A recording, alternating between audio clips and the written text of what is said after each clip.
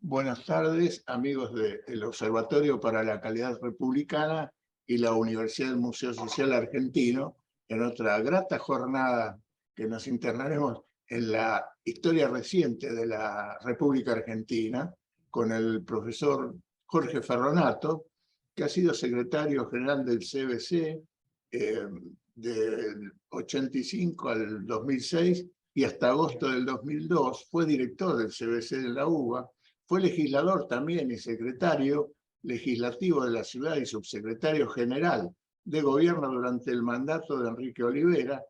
Lo principal, es autor de varios libros y artículos periodísticos. Ha dictado charlas en diferentes ámbitos, actualmente es rector del Instituto Democracia, órgano de capacitación para la buena gobernanza. Hoy nos va a hablar sobre La esperanza llenó las urnas para salir del horror, como fue aquel 30 de octubre del 83. Jorge, el sitio, la sala del Observatorio y la USA, nos disponemos a escucharte muy atentamente. Bienvenido. Muchas gracias. Quiero agradecerte a vos, Juan Carlos Jiménez Leme, a Eduardo Pisani, a mi amigo Eduardo Pisani también, que se queja que lo he cascoteado por La Plata. No por el dinero, sino por la ciudad de La Plata. También quiero agradecer al Observatorio para la Calidad Republicana de la Universidad del Museo Social, que siempre son tan sensibles para crear estos espacios, estas asambleas que nos enriquecen a todos. He participado de unas cuantas y realmente estoy muy satisfecho. Hoy vamos a tocar un tema que a muchos de los aquí presentes nos conmueve, que fue aquella epopeya de la recuperación democrática. Pero no se puede hablar del 30 de octubre, arrancando por el 30 de octubre, porque tiene antecedentes que hay que analizar para dimensionar exactamente de qué se trata la recuperación de la democracia en el año 83.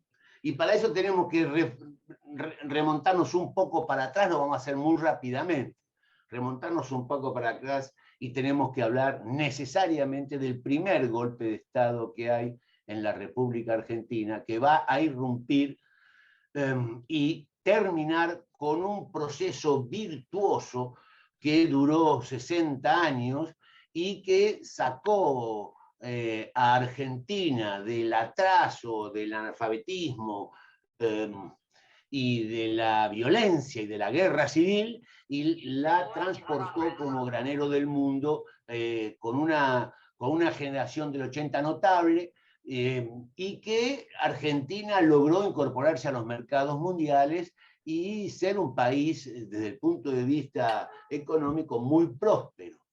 Bueno, ese 6 de septiembre de 1930 derrocan a don Hipólito Yrigoyen en su segundo mandato y se produce el primer golpe de Estado en Argentina, que tiene dos características tremendas para la historia, para el devenir. Una de ellas, que la Corte Suprema de Justicia avala el golpe. Y eso va a servir para darle juridicidad a todos los demás golpes que vinieron. Y desde 1930 a 1983 hubo 6 golpes de Estado más.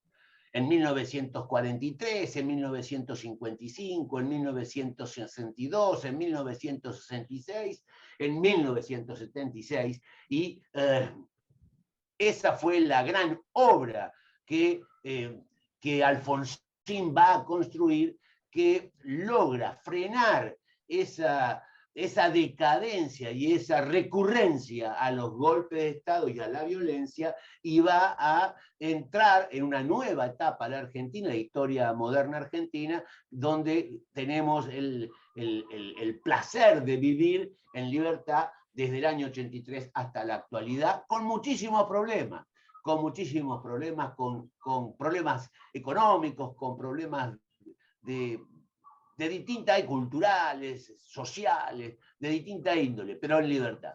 pero en libertad, sin saltos al vacío que nos hacían retrasar, como fueron los saltos al vacío en dos ocasiones en la década del 60, que sí tiene una influencia definitiva sobre el golpe de Estado del 76, que fueron cuando se frustraron las felices experiencias del desarrollismo en 1962 y luego cuando se frustró el excelentísimo gobierno que estaba llevando a cabo don Arturo Illia, el 28, también un infausto día, el 28 de junio de 1966, con Onganía y con esa pretensión monárquica que tenía Onganía de perpetuarse en el poder, y él pensaba en 20, 25 años que iba a estar la Revolución Argentina en el poder, o sea, él. Todos estos datos que yo doy tienen que ver con la historia del siglo XX. Y la historia del siglo XX y los golpes de Estado, inclusive el del 24 de marzo, no se pueden separar de la historia de lo que pasaba en el mundo.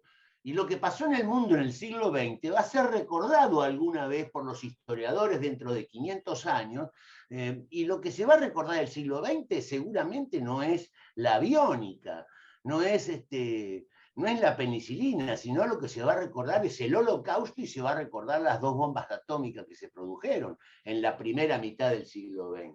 ¿No? Fue un siglo violento que tuvo 2 guerras mundiales.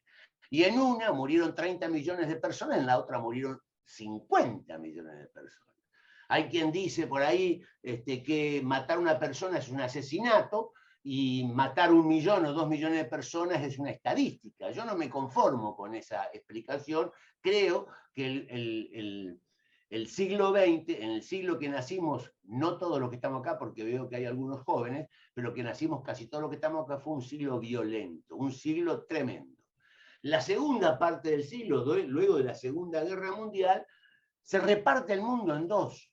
En la famosa ciudad rusa de Yalta se juntan los líderes mundiales y se dividen el mundo en dos bloques, y se empieza lo que se da en llamar la guerra, vulgarmente la Guerra Fría. Guerra Fría porque no es tiro a tiro, sino que es una guerra encubierta, indirecta, pero que cada vez va tomando mayor forma entre estos 2 bloques de las 2 superpotencias que fueron Estados Unidos, por un lado, con Europa, con su aliado de Europa, y la Unión de las Repúblicas Socialistas Soviéticas, que luego de la Segunda Guerra Mundial se apoderó de un pedazo muy importante de Europa, de 9 o 10 países de Europa, entre ellos divide a Alemania en 2, Polonia, Checoslovaquia, Hungría, Albania, Yugoslavia, que luego se dividirá, Albania, Ucrania. Bueno, todo eso conforma la Unión Soviética con sus aliados, y empieza la Guerra Fría. Y en la Guerra Fría, la América Latina y nuestro país, que está dentro de América Latina, en el Cono Sur, están dentro del ámbito norteamericano, está dentro del ámbito de los Estados Unidos, y ahí empieza a haber, hacia los años 60, una suerte de propaganda y de interés, por un lado por los soviéticos y por otro lado por Estados Unidos, para volcar a esos países dentro de alguno de estos 2 bloques. En 1959 se produce la Revolución Cubana. Que es una revolución que se toma en toda América Latina con una mirada romántica, porque eran jóvenes, porque eran barbudos, porque luchaban contra el imperio, porque habían vencido en una pelea desigual. Y esa revolución cubana empieza a tomarse como ejemplo a seguir, como norte a seguir. Pero Cuba muy rápidamente, esa revolución cubana muy rápidamente, que a lo mejor tiene un principio romántico, pero muy rápidamente va a declararse marxista-leninista y se va a aliar muy firmemente con la Unión Soviética, con Nikita Khrushchev, y ahí empieza ya a tomar otro cariz porque Estados Unidos no permite eso, y entonces empiezan a funcionar en esta Guerra Fría distintos tipos de situaciones, distintos tipos de programas que van a alentar la insurrección en América Latina, y Argentina no está exento de eso. En 1967 muere el Che Guevara asesinado en Bolivia, y el Che Guevara era argentino, y el Che Guevara se transforma en una bandera. Estamos en pleno proceso de Onganía, que Onganía había cerrado las universidades, los palazos, recuerden la noche de los bastones largos, fue un golpe de Estado tremendo, injustificado. Luego se arrepintieron del golpe de Estado, tanto los periodistas que fustigaban a Ilia, que decían que era lento. El lento tenía un superávit importante en la balanza de pago, tenía equilibrio fiscal en la macroeconomía, tenía equilibrio macroeconómico, había logrado la famosa resolución de las Naciones Unidas que instaba al Reino Unido a dialogar con Argentina por la soberanía de las Malvinas.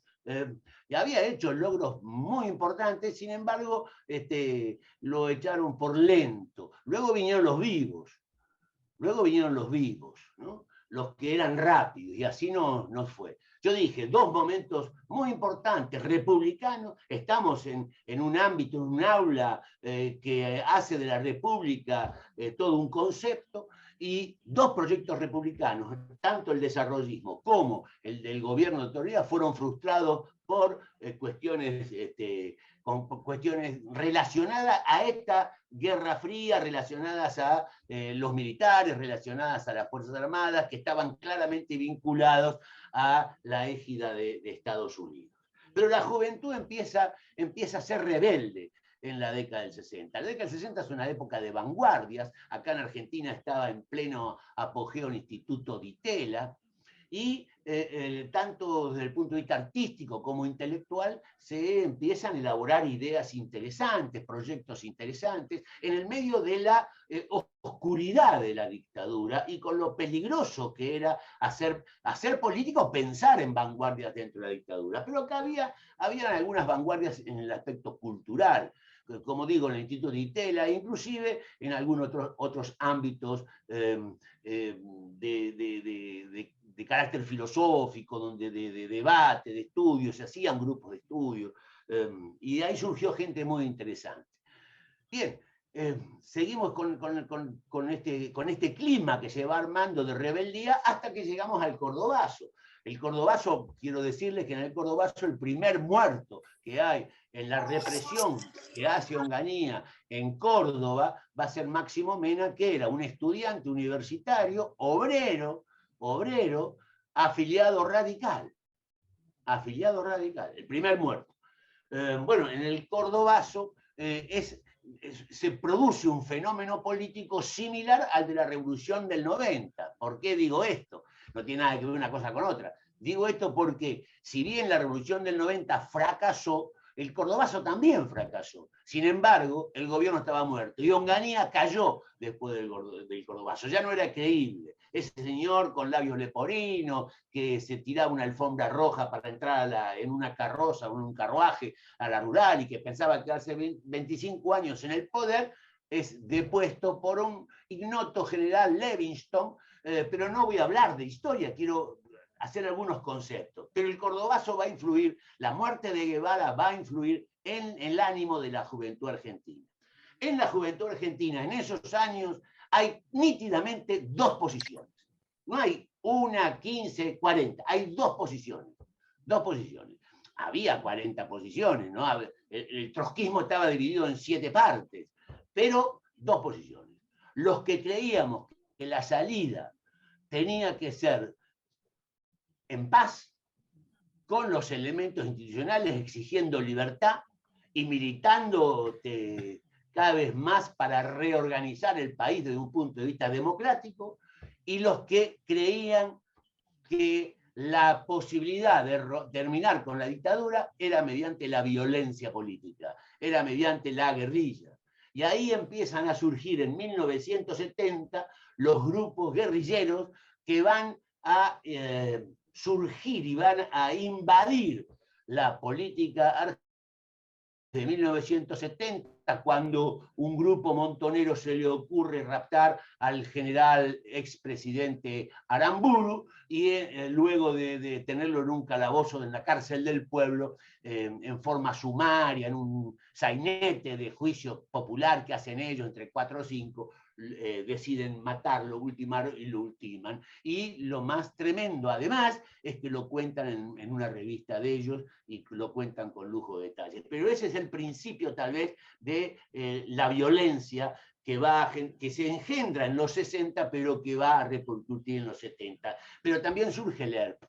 También surge el ERP con Santucho, y con Gorriarán Merlo, y empiezan a hacer situaciones muy graves, empiezan a tener acciones muy graves, como por ejemplo el rapto de Oberdan Salustro, aquel directivo de la Fiat, que también lo raptan, le obligan a la Fiat a pagar alimentos en algunas zonas marginales, pero terminan asesinándolo. Así empieza la década del 70.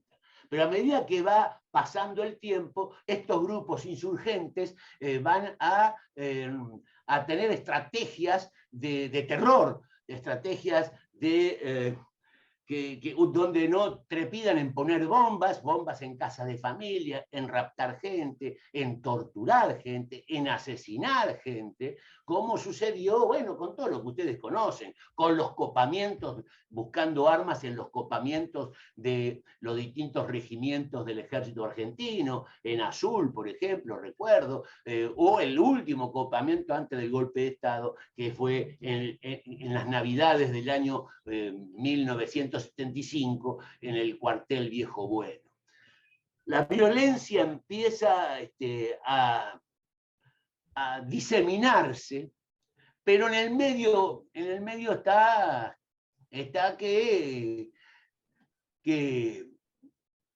unos presos que había, en el año 72, unos presos que había, guerrilleros, Montonero, FARC y ERP, que había en la cárcel de Rawson, se diseña una estrategia de fuga y se fugan.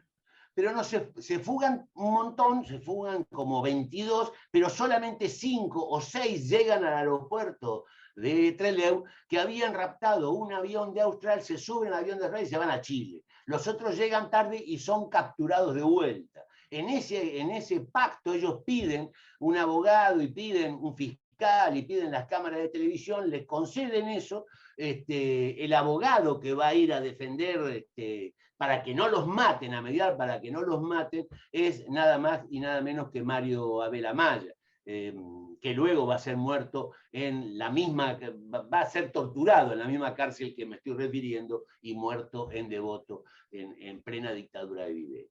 Todo esto generó un clima tremendo. Mientras tanto, un grupo de jóvenes importantísimo en la universidad adhería a los principios reformistas y en la política adhería a una salida en paz, a una salida democrática, a una salida que tenga que ver con el sistema político democrático. Esos jóvenes que eran importantes en número, muchas veces eran agredidos por las guerrillas, por estos grupos guerrilleros, porque los consideraban que eran de la burguesía o pequeños burgueses. Todo en esa época se codificaba en una suerte de materialismo dialéctico, de lectura falaz y mal hecha sobre el Lenin y sobre Marx y sobre Marta Harnecker, y esas lecturas los enfervorizaba,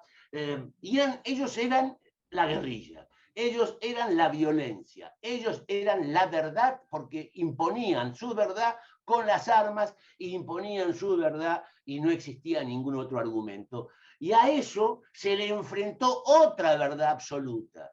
Entonces la década del 70 fue tremenda porque hubo un enfrentamiento entre dos verdades absolutas que no permitían el diálogo, que no creían ninguna de las dos facciones en el sistema democrático, y ahí se enfrentaron con López Rega, la SAA y toda esa situación luego del famoso 1 de mayo, cuando Perón, muy enfermo ya, pero también muy triste porque le habían matado a su amigo los montoneros, lo habían asesinado a su amigo Rucci, que fue un claro aviso a Perón sobre esta situación, ya que Perón lo había hecho renunciar a Cámpora, que gobernó muy pocos días, 47 días, una cosa así, y como mérito tiene haber liberado el 25 de mayo de 1973, abierto las puertas de las cárceles para que se vayan todos los guerrilleros e insurgentes que había preso ahí por causa, en la dictadura, pero por causas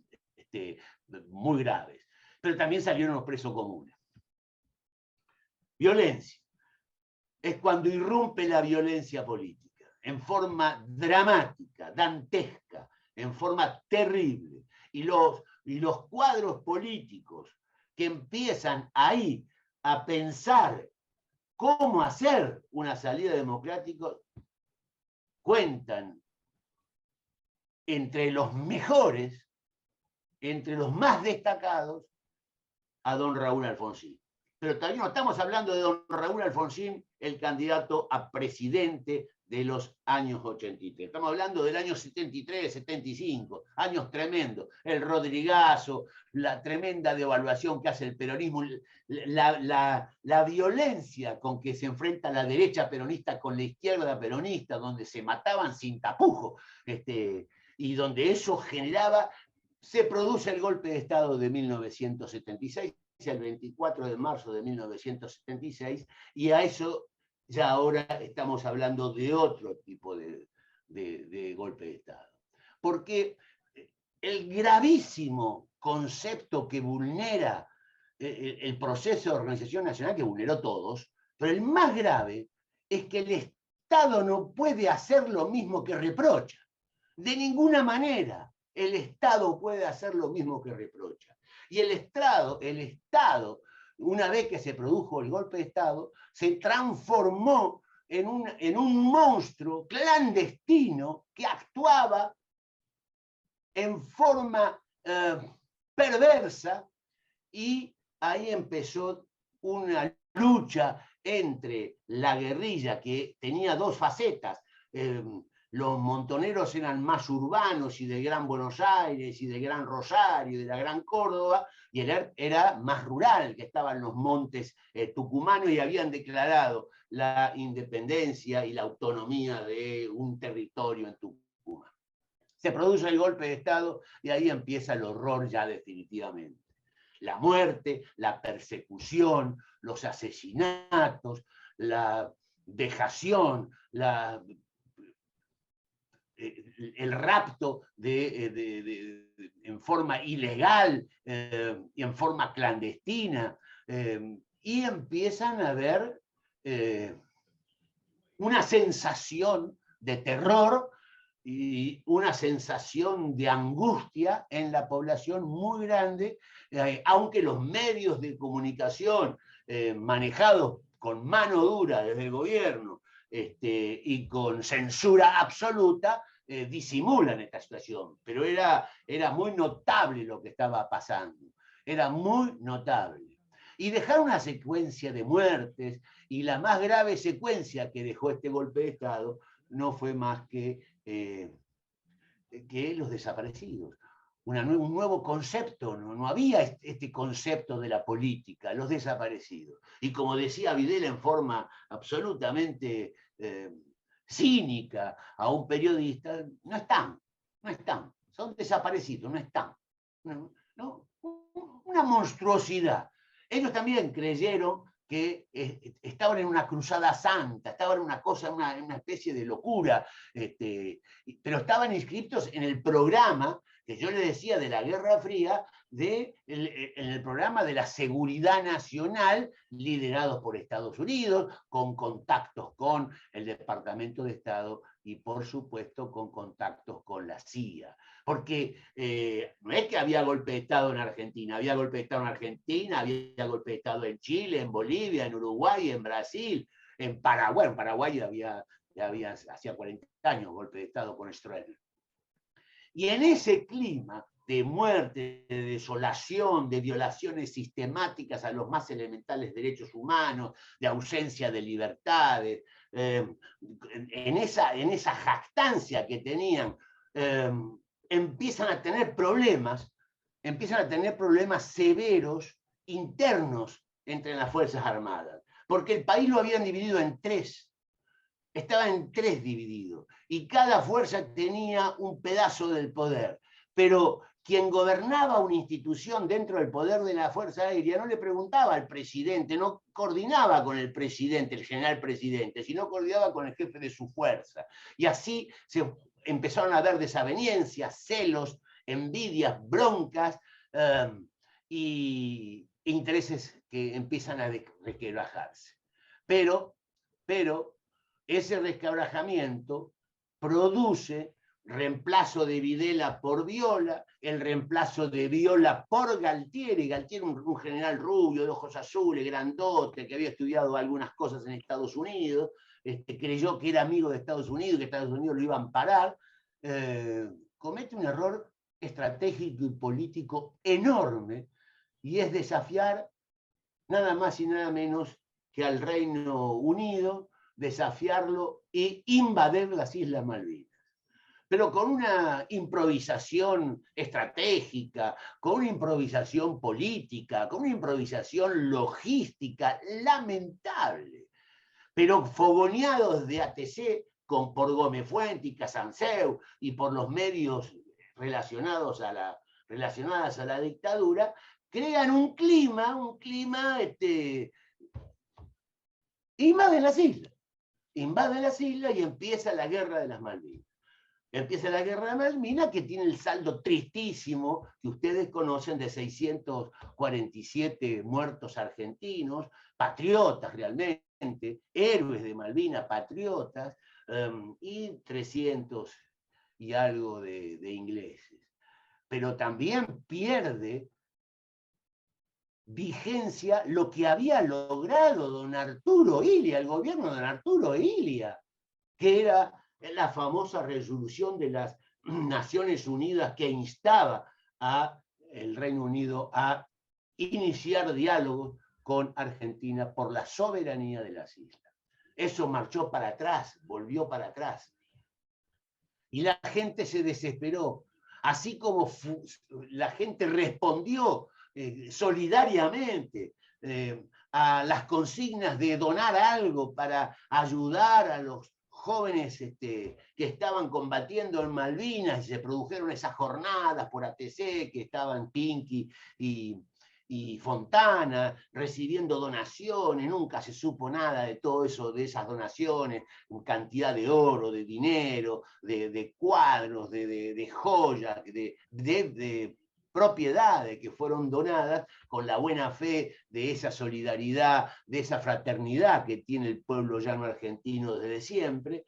Nunca se supo nada de eso, como tampoco se supo nada de los gastos de LEAMS del 78 del Mundial, y entró en crisis el gobierno, lo echan a Galtieri, aquel que había dicho si quieren venir que venga, le daremos batalla. Vinieron y ganaron la guerra. Ganaron la guerra. Y la misma gente que había ido masivamente a respaldar esa gesta, aunque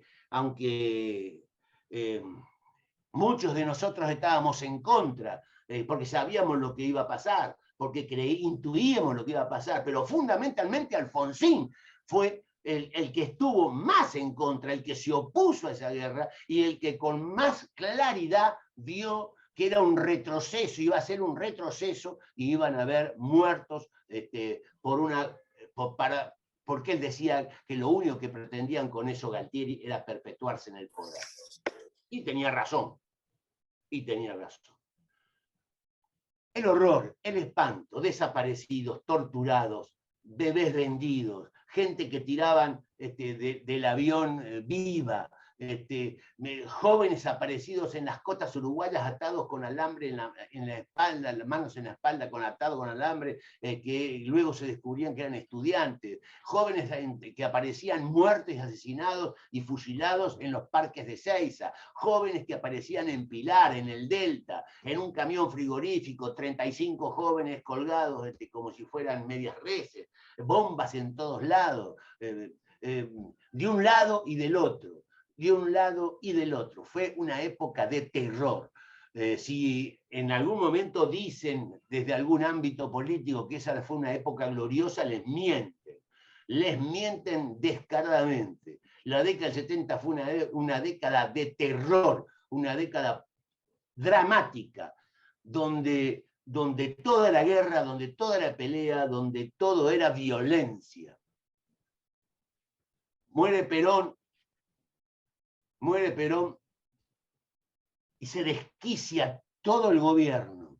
Viene el gobierno militar y luego de un primer momento se desquicia también en peleas intestinas y en bravuconadas y formas de actuar clandestinas tremendas que van a dejar una marca como el peor golpe de Estado de la historia argentina. Nunca hubo algo tan atroz, tan lamentable. Se había descendido al submundo de la conciencia del hombre en una bajeza, en una argumentación sobre la muerte, la necesidad de la muerte, que ni a Nicolás Maquiavelo se le hubiese ocurrido plantear cuando él planteaba que el fin justificaba los medios. En ningún caso en política el fin justifica los medios, en ningún caso de la vida el fin justifica los medios, porque para eso hay principios, para eso hay valores que uno tiene que respetar, y el máximo valor que uno tiene que respetar es la vida. En ese horror, y luego de Malvinas, es cuando surge nítidamente la figura de don Raúl Ricardo Alfonsín. Alfonsín venía trabajando desde 1958 en política. Fue concejal de su pueblo, Chascomús. Ustedes saben que había nacido en 1927 en Chascomús, y había sido concejal de ese pueblo, luego fue diputado provincial, obviamente si era diputado provincial de la provincia de Buenos Aires, iba a La Plata, donde tuvo magníficas intervenciones con esos discursos eléctricos que tenía Alfonsín, siempre sustantivos, siempre potentes, potentes, no prepotentes, siempre potentes y realmente llenos de contenido y de ingenio para tratar de analizar la realidad lo más real posible. No, él no vivía en una ilusión ideológica, sino que él era él intuía por dónde había que ir, y leía, un lector contumaz desde muy joven. De viejo leyó más, pero desde muy joven. Y entonces se fue haciendo un concepto y lo fue manifestando durante toda su vida. Luego fue diputado nacional en el gobierno de don Arturo Illia, y en 1982 Alfonsín es un cuadro político muy importante, un referente político muy importante del radicalismo, y va a presentarse a elecciones, va a ir a una interna, va a ganar esa interna. Los radicales eligen sus candidatos siempre en forma muy democrática, a veces se ponen firmes, fuertes las internas, pero esas internas son absolutamente racionales y fraternales, porque nunca pasa nada grave en una interna radical. Se hizo una interna, ganó Alfonsín esa interna contra el bastante importante aparato de la línea nacional que manejaba ese gran abogado, gran dirigente que fue don Ricardo Balbín.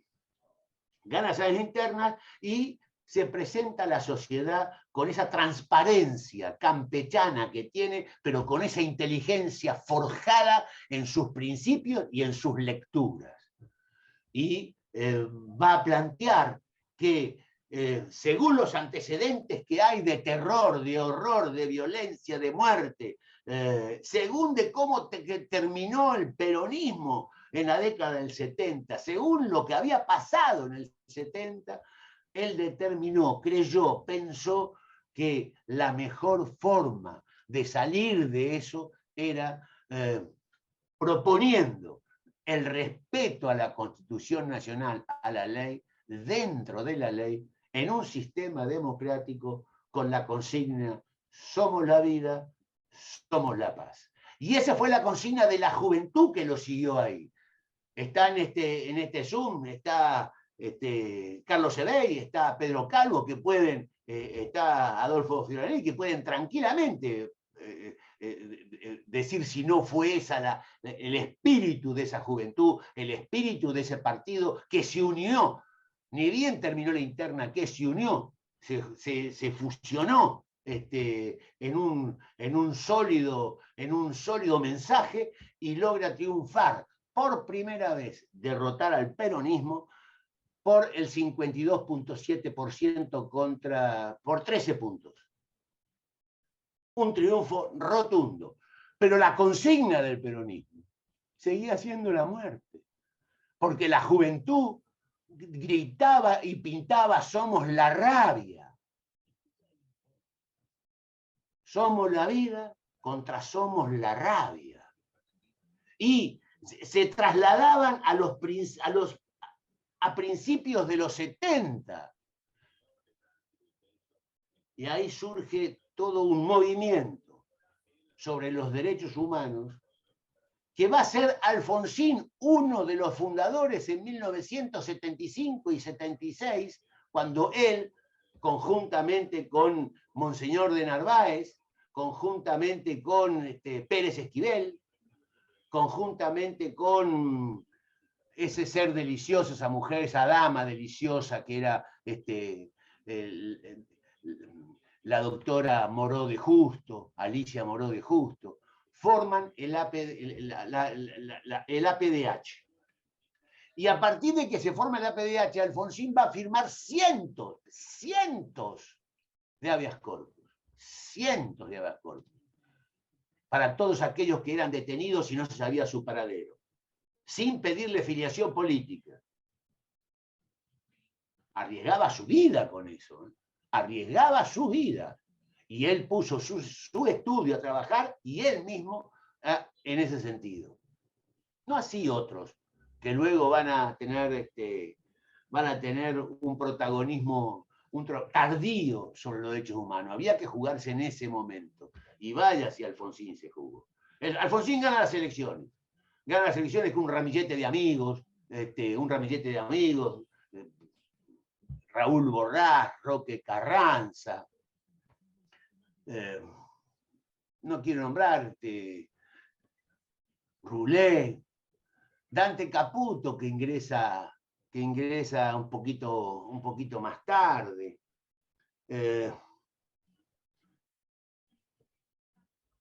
Y con ese grupete de amigos diseñan el gobierno, y se dan cuenta que los problemas son gravísimos.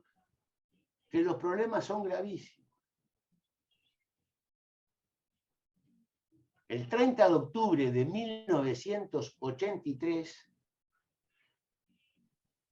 se vota, gana la propuesta de Alfonsín, o sea que gana la propuesta Somos la vida, somos la paz, gana la propuesta porque se había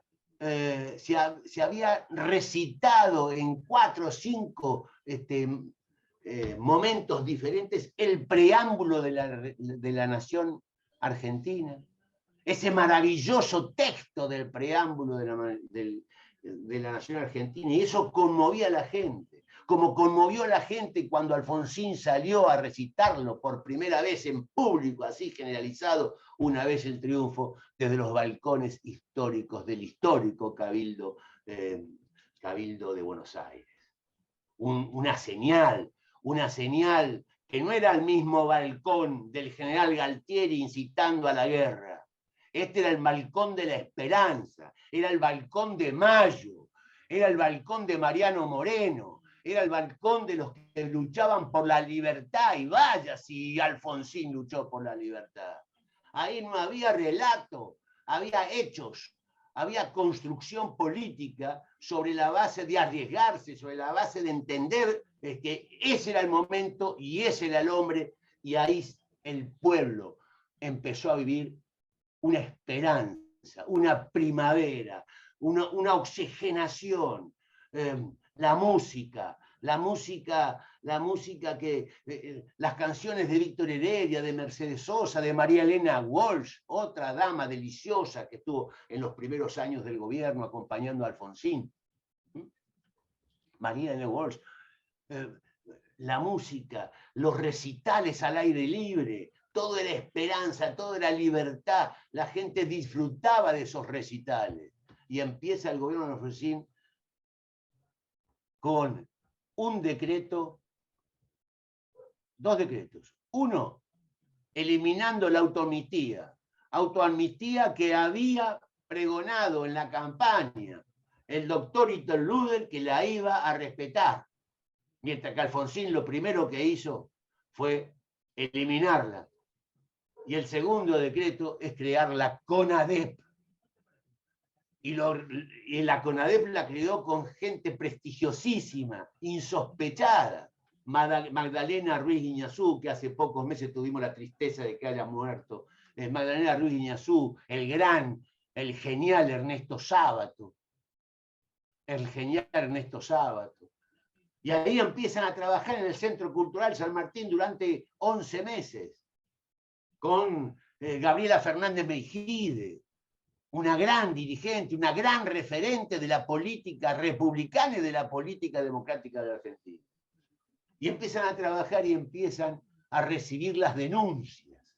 8.700 denuncias, 8.700 vidas truncadas, 8.700 personas que fueron al Centro Cultural a presentarse a esta comisión de desaparecidos y a contar su drama. Y ahí hacen una acumulación de pruebas de 55.000 fojas, varios cuerpos, y que están resumidas, que están comprimidas, no resumidas, en el Nunca Más, cuyo preámbulo va a ser de Ernesto Sábato, que se lo entregan a Alfonsín, y Alfonsín se lo entrega a la justicia, porque además, en campaña Alfonsín había decidido y había dicho que los culpables, los responsables de los que habían dado las órdenes, los culpables, todos los miembros de la Junta, de toda la Junta, y los capos de la guerrilla iban a ser juzgados por la justicia civil, y saca del ámbito militar ese juicio y logra que se dé un paso gigantesco, en un clima terrible, porque cuando vos estás hablando de que vas a juzgar a los comandantes en jefe, estás hablando de personas que tenían 50, 55 años y todos los fierros todavía. Alfonsín no tenía un solo sargento que lo defendiera, salvo sus convicciones, y una población civil que estaba ávida de verdad y justicia, de reparación.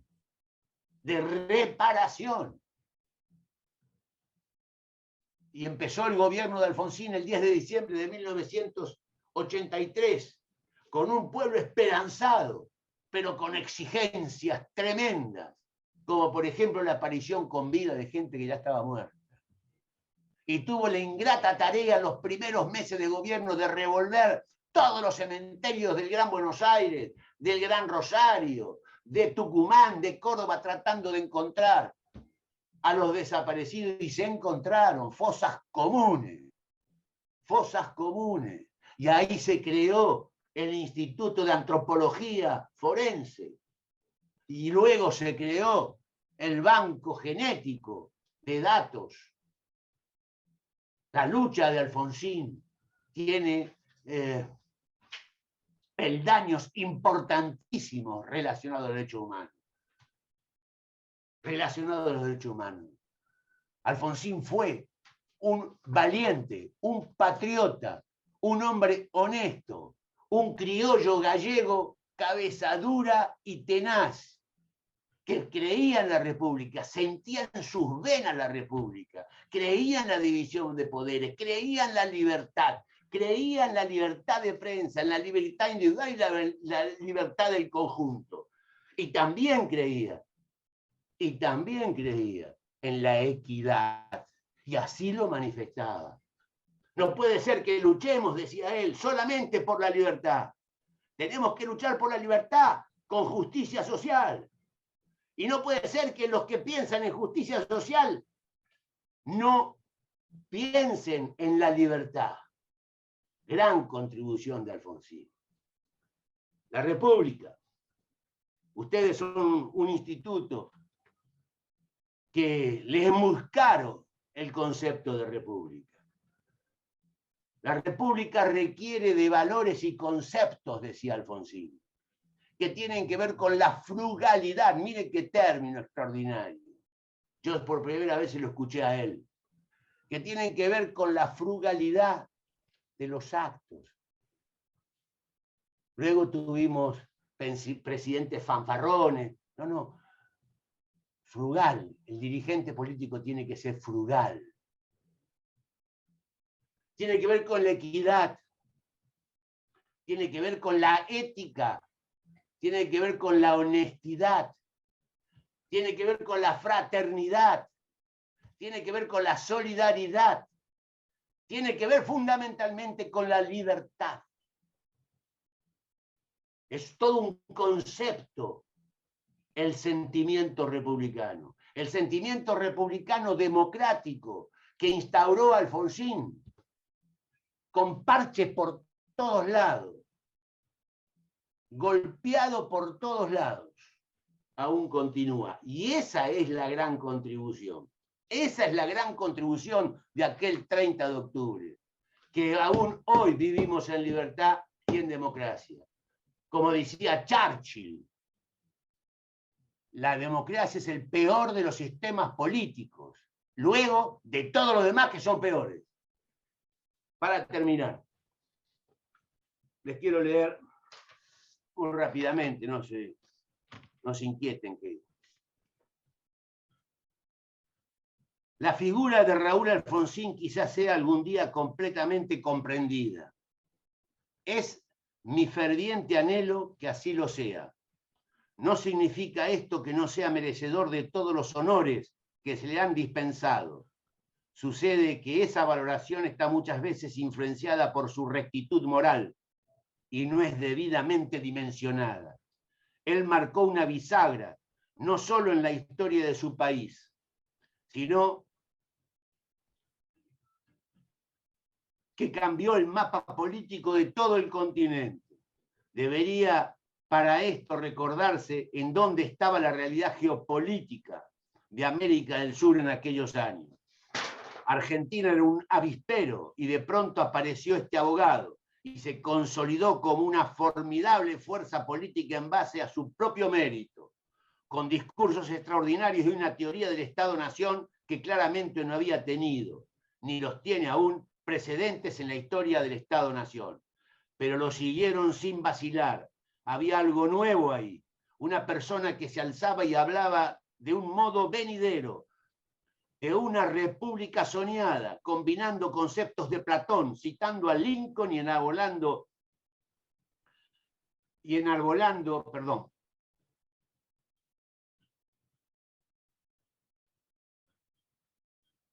Un momento de esto sabemos que afectarán el porvenir de manera indefectible. Llevó a cabo el juicio de las juntas, conocido en el mundo como el Nuremberg argentino, y lo hizo en un momento en que todas sus fronteras estaban rodeadas, todas las fronteras estaban rodeadas por gobiernos militares de Argentina, rodeadas por dictaduras consolidadas. No había democracias a las Stroessner, Por eso intuyó, en realidad puedo asegurarlo, que su propósito verdadero era la refundación de la Argentina, no haciendo acopio de poder, por lo que debe o debería en realidad ser valorado, porque fue, en un sentido de las ideas, Raúl Alfonsín un revolucionario del comparable a las más encumbradas figuras de la democracia universal, no solo en el siglo XX, sino en todos los anteriores.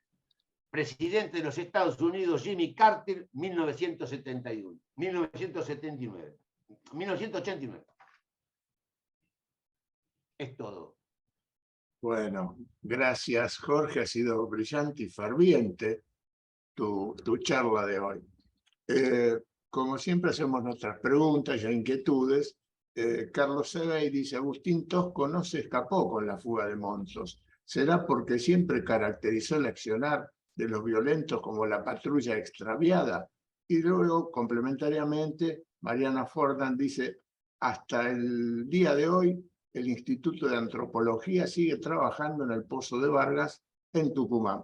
No sé si tendrás algún concepto que vertir sobre la actitud de Tosco. Sí, claro. Yo tuve el honor de haberlo conocido. Tuve 2 almuerzos con Tosco, yo siendo muy joven. Tosco era un hombre íntegro. No tenía absolutamente nada que ver con el terrorismo ni con la guerrilla, y mucho menos con el ERP y los montoneros. No tenía absolutamente nada que ver. Era un luchador, un verdadero dirigente obrero, brillante, talentoso, muy humilde, y estuvo preso con Mario Abel Amaya, y estuvo preso con Solari Irigoyen. Y sí, no se escapó. Era un hombre digno, íntegro. Alguna vez se pensó en una fórmula. Alfonsín Tosco. Tosco no aceptaba, pero tenía relaciones muy estrechas, con la FUA. Él había estado en el Cordobazo y había visto cómo la Franja Morada y los componentes de la FUA de Córdoba y del litoral habían estado apoyando, y él tenía amigos ahí. Era un hombre íntegro, un hombre... claro que no se fugó, se quedó, podría haberse ido, pero no se fue. Y su lucha fue siempre la lucha de la clase obrera, de su sector. Era un hombre íntegro, no era un hombre corrupto, no era un hombre de la burocracia sindical, la combatía, tenía principios muy notables.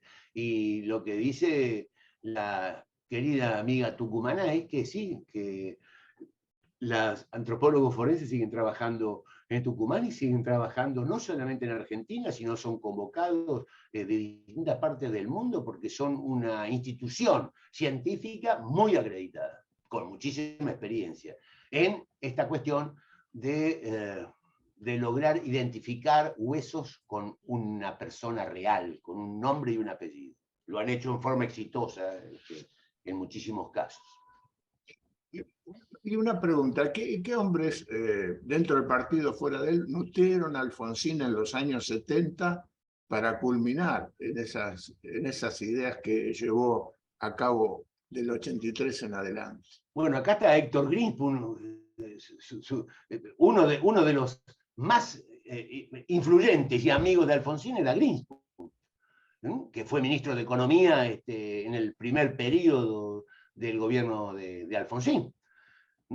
Y bueno, no solamente Greenspoon, yo mencioné a Raúl Borrás, a Roque Carranza, López.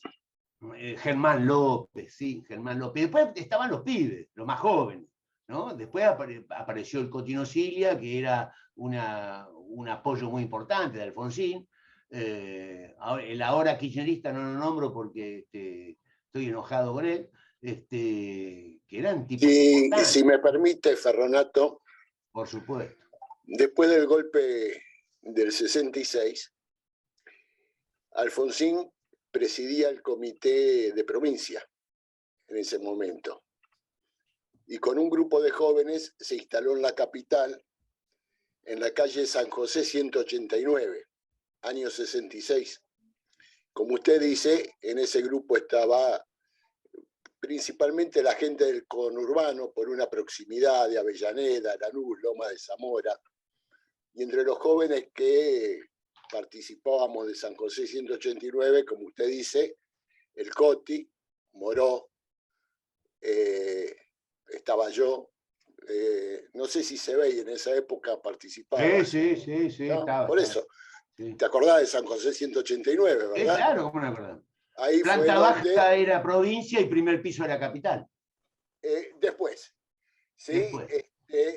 Y ahí caía, por cierto, la gente del Gran Buenos Aires, como digo, preferentemente, Borrás, y todo ese grupo fue, durante todo el proceso de Onganía, un grupo de apoyo, participación y militancia junto a Alfonsín, ¿sí? Hasta el 72, que definitivamente en La Plata constituye Renovación y Cambio, al impulso de quienes usted dice, Germán, Borrás, mi hermano,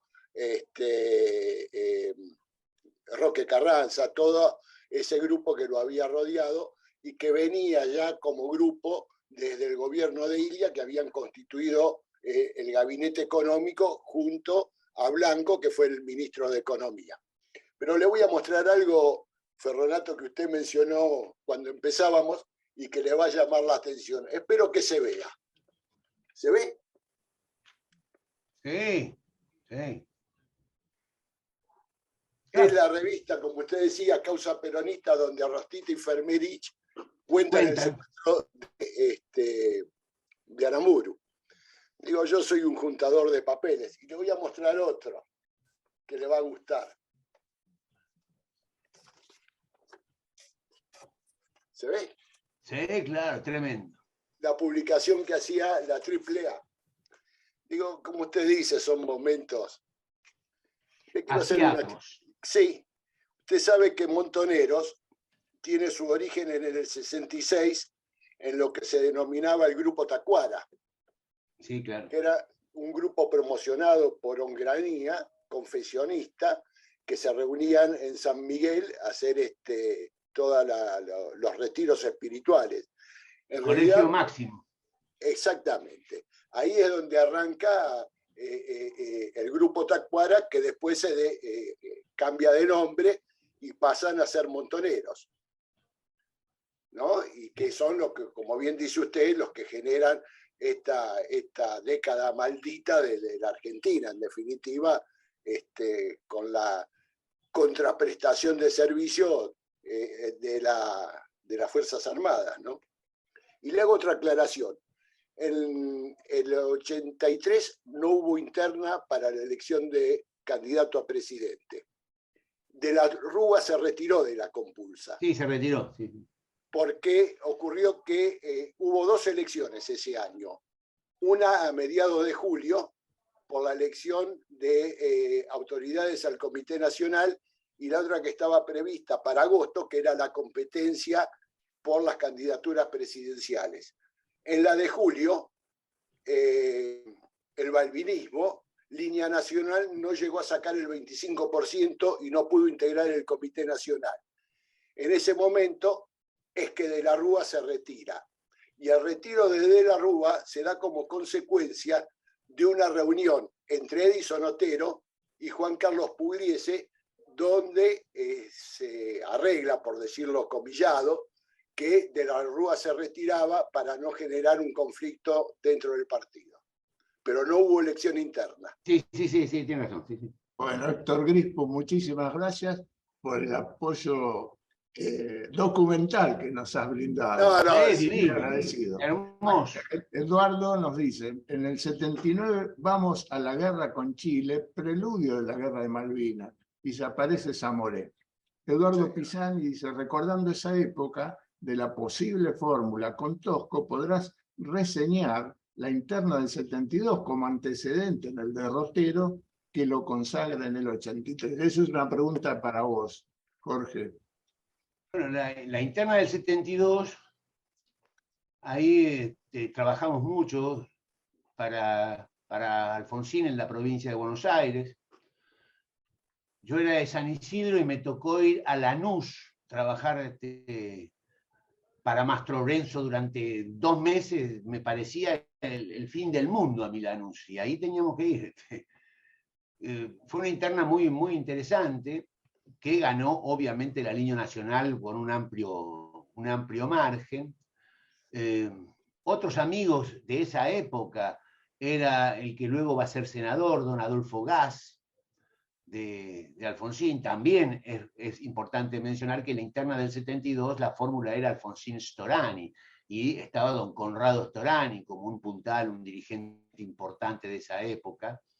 Storani era médico, y un dirigente realmente muy bien formado, con muy buenos discursos.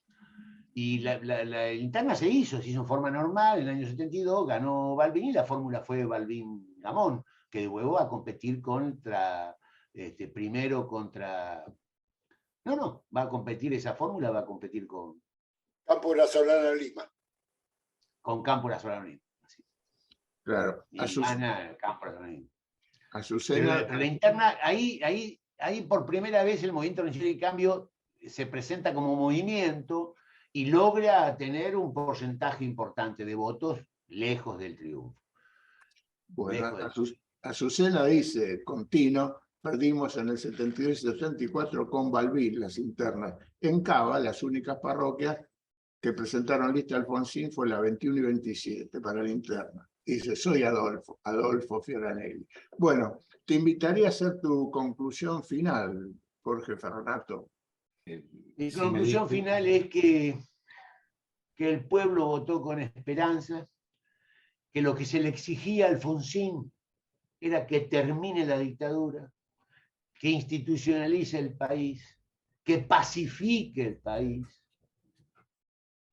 No querían volver a los muertos, no querían volver a las bombas, no querían volver a la tortura. La gente no quería más eso. La gente pensaba en respirar libertad y vivir dignamente. Y estaba en contra de los fanatismos y de las verdades absolutas. En contra. Estaba en contra de quienes decíamos somos la rabia. Estaba en contra de los que venían para vengarse. La gente quería seguir para adelante, oxigenarse, vivir en libertad, vivir en democracia y opinar. Y Alfonsín permitió la libertad, ¿no? Todavía vivimos, todavía estamos, todavía exigimos, decían las canciones en esos tiempos. Todavía respiramos. Fue una época muy importante, que fue bisagra y nos dejó como legado que sigamos viviendo en democracia a pesar de las crisis económicas, de las crisis recurrentes, de las trapisondas que suceden en cualquier régimen político, en cualquier tiempo y país, pero acá fundamentalmente a pesar de las crisis económicas, de la inflación y de los padecimientos que gran parte de la población nuestra está teniendo en este momento. Pero con Alfonsín había una suerte de creencia de que el país empezaba por el buen camino. Empezaba con un nombre normal. Alfonsín era un nombre normal. No era un iluminado, no era un hombre normal. Un padre de familia, abuelo de familia, buena persona, con buenos hábitos, respetuoso, firme en sus convicciones, muy firme en sus convicciones, pero siempre respetuoso, muy valiente y de unos valores éticos, humanísticos, democráticos, cívicos, como yo no vi en ningún otro dirigente político más. Bueno, muchísimas gracias, Jorge Ferronato, por tu excelente disertación de esta tarde. El sostén técnico lo ha hecho Agustín Sartorio, y por nuestro canal de YouTube van a tener esta exposición, el que la quiera consultar, y la vamos a enviar por YouTube. Jorge,